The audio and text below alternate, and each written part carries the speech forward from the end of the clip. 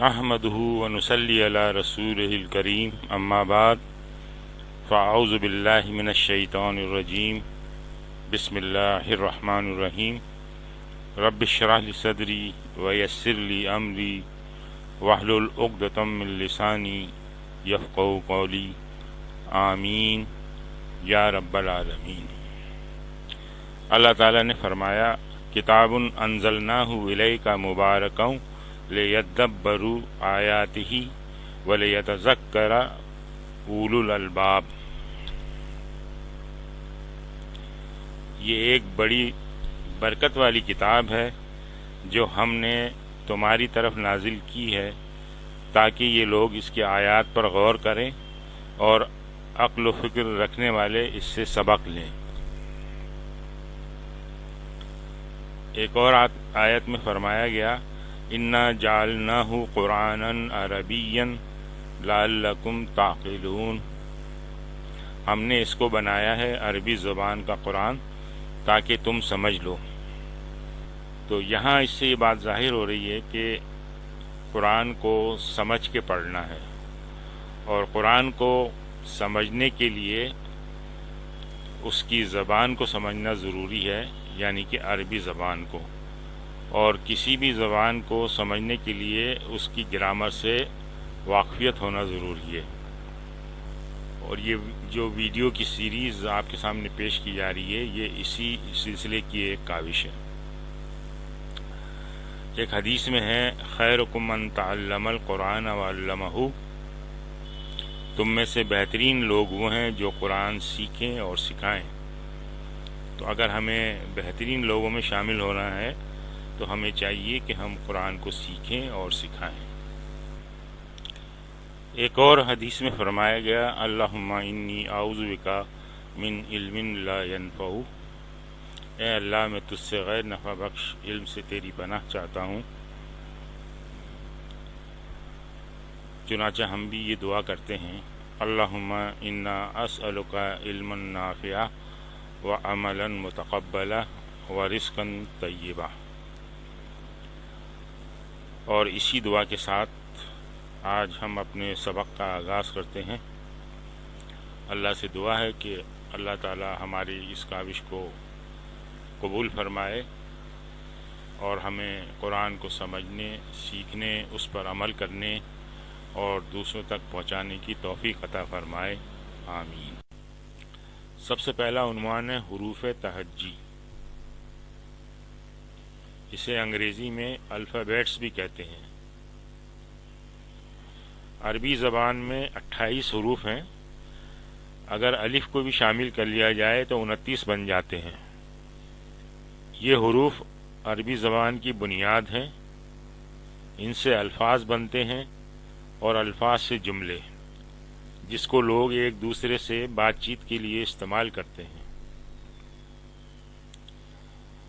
حروف تہجی یہ ہیں الف با تا سا، جیم ہا خا، دال زال را زا، سین شین صاد ضاد طا ظا، عین غین فا، قاف کاف، لام میم نون، واو ہا حمزہ یا۔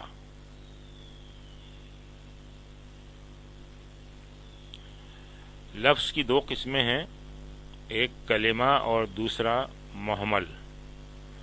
محمل ایسا لفظ ہے جو بیکار ہے، یعنی جس کے کوئی معنی نہیں، جیسے ہم اپنی عام بول چال کی زبان میں کہہ دیتے ہیں روٹی شوٹی،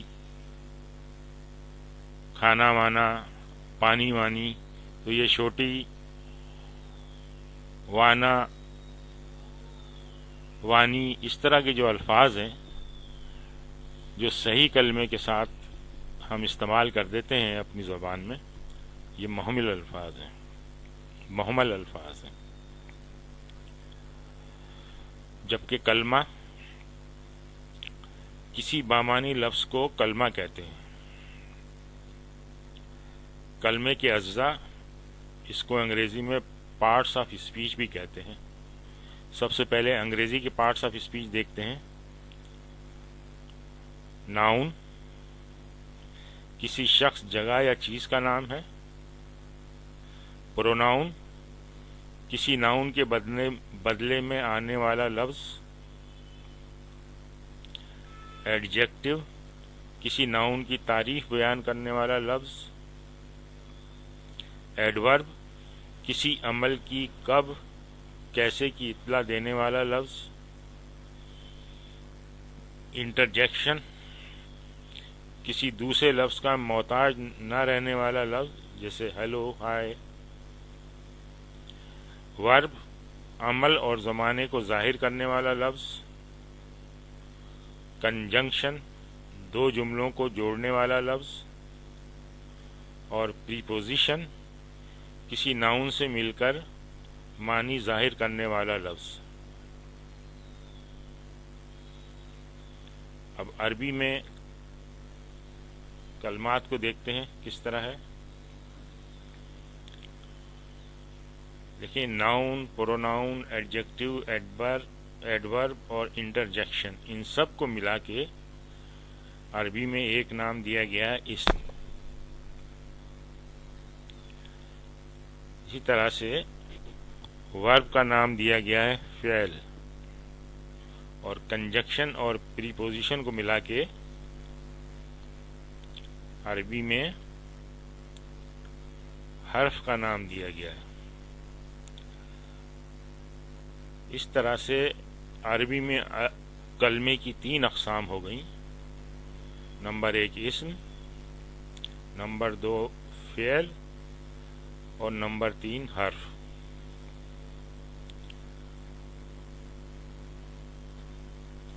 इस्म यानी किसी जगह, शख्स, जिन्स या उसकी सिफत का नाम। ऐसा कलमा जिसमें काम करने का मफहूम पाया जाए मगर ज़माना नहीं, वो भी इस्म कहलाता है। जैसे चलना। अब ये लफ्ज़ चलना है, इसमें काम का तो मफहूम पाया जा रहा है कि ऐसा अमल हो रहा है जो चलने को जाहिर कर रहा है, लेकिन ये अमल कब हो रहा है इसके ज़माने का इल्म नहीं। तो ऐसे तमाम लफ्ज़ जिनमें काम करने का मफहूम पाया जाए मगर ज़माना नहीं, वो भी इस्म की कैटेगरी में आएंगे। फ़ेल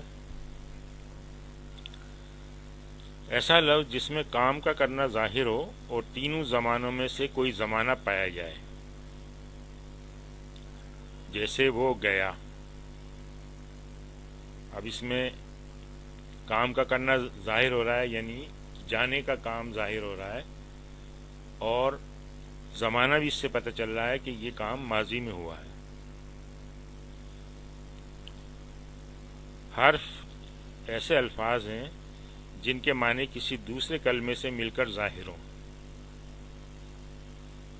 जैसे से, तरफ वगैरह। इस्म की मिसाल देखते हैं। मक्का ये शहर का नाम है।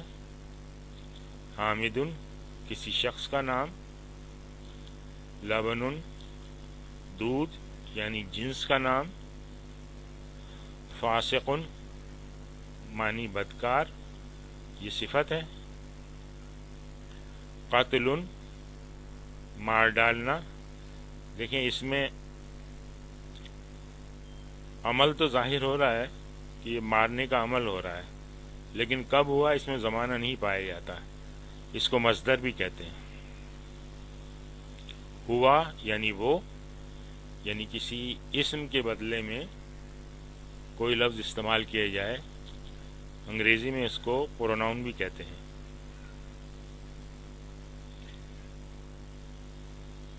फ़ेल की मिसाल क़रा, उसने पढ़ा। अब ये पढ़ने का अमल भी जाहिर हो रहा है इससे, और ज़माना माजी भी जाहिर हो रहा है। फ़तहा उसने दरवाज़ा, उसने खोला।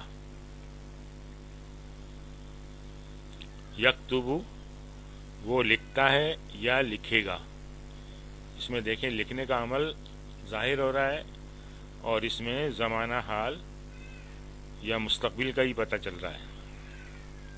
یا کلو وہ کھاتا ہے یا کھائے گا. اذهب تو جا. حرف کی مثالیں دیکھتے ہیں. من اس کے معنی ہے سے. الا اس کے معنی ہے تک. فی اس کے معنی ہے میں.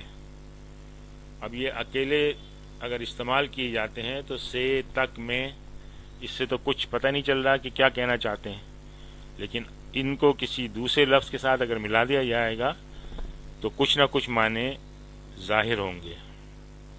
جیسے من المسجد مسجد سے. الی البیتی گھر کی طرف. فی المدرستی مدرسے میں. اب کچھ نہ کچھ مفہوم تھوڑا سا واضح ہو رہا ہے. حرکات اور اعراب یہ بہت ہی اہم موضوع ہے. اس کو ذرا توجہ سے دیکھیں اور سنیں. حرکات کیا ہیں؟ زیر زبر پیش اور تنوین کو حرکات کہتے ہیں. اعراب کسی لفظ کے آخری حرف کی حرکت کو کہتے ہیں. مثال دیکھتے ہیں. الکتابو اس میں دیکھیں یہ الف پہ زبر ہے، کاف پر یہ زیر ہے، تا پر یہ زبر ہے، تو یہ سارے مل کے حرکات ہو گئے. ان میں سے ہر ایک حرکت ہے. اسی طرح یہ با الکتاب کا آخری حرف ہے، اس آخری حرف پہ پیش ہے، تو یہ اس کا اعراب کہلائے گا. اور جس حرف پہ کوئی حرکت نہ ہو اسے سکون کہتے ہیں.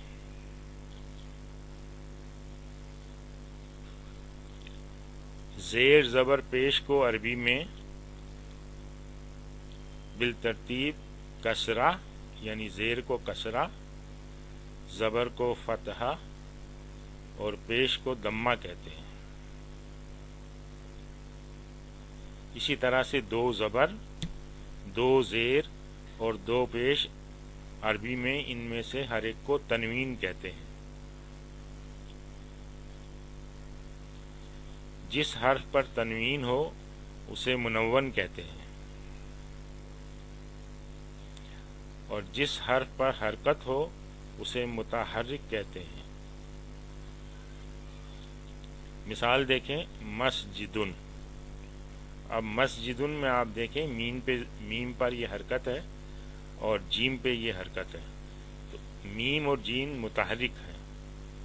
اور یہ دال پہ دیکھیں یہاں پہ یہ تنوین ہے پیش والی، تو یہ دال جو ہے یہ منون ہے.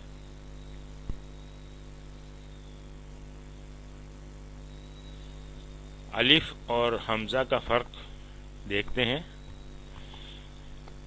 مجھے یقین ہے کہ ہم میں سے بہت سے دوستوں کو الف اور حمزہ کا فرق معلوم نہیں ہوگا. الف پر کوئی حرکت نہیں ہوتی، جبکہ الف پر اگر کوئی حرکت آ جائے تو وہ حمزہ کہلاتا ہے. جیسے یہ الف، اس پہ کوئی حرکت نہیں، یہ الف ہے، اور یہ حمزہ ہے. الف پہ اگر زبر آ گیا یا الف پہ زیر آ گیا یا الف پہ پیش آ گیا، ہر صورت میں یہ حمزہ کہلائے گا. اس کے لکھنے کا ایک اور طریقہ بھی ہے. جیسے یہ یا کے اوپر حمزہ ہے اور واو کے اوپر حمزہ ہے، چنانچہ یہ واو اور یا جو ہے یہ حمزہ کی کرسی کہلاتی ہے.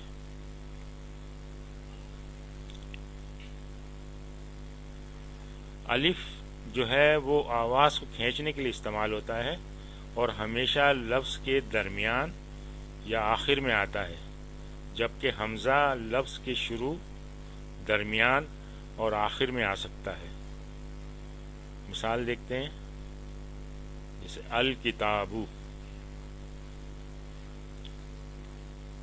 دیکھیں تا کے بعد یہ الف ہے، یہ درمیان میں ہے، اور ہما میں یہ آخر میں الف ہے. تو یہ الف جو ہے وہ لفظ کے درمیان میں آئے گا یا آخر میں آئے گا. یہ دیکھیں یہ شروع میں جو الف کے پاس ساتھ زبر ہے، یہ الف نہیں ہے بلکہ یہ حمزہ ہے، یہ شروع میں آ رہا ہے. یہ دیکھیں الف پہ زبر ہے تو یہ حمزہ ہے، یہ شروع میں آیا، اور اصلوں کا تو یہ حمزہ درمیان میں ہے، اور اسی طرح سے السماؤ میں حمزہ شروع میں ہے اور اس کے بعد حمزہ آخر میں ہے. تو اس طرح سے آپ یہ دیکھیں کہ حمزہ شروع میں بھی آیا، لفظ کے درمیان میں بھی آیا اور آخر میں بھی آیا. جبکہ یہاں الف ہم نے دیکھا کہ الف جو ہے لفظ کے درمیان میں آیا اور آخر میں آیا. اسم کی اعرابی حالت اور اس کے استعمال کے مطابق بدلتی رہتی ہے. یہ بہت اہم ٹاپک ہے، اس کو ذرا غور سے دیکھیں اور سنیں. قال اللہ، کہا اللہ نے.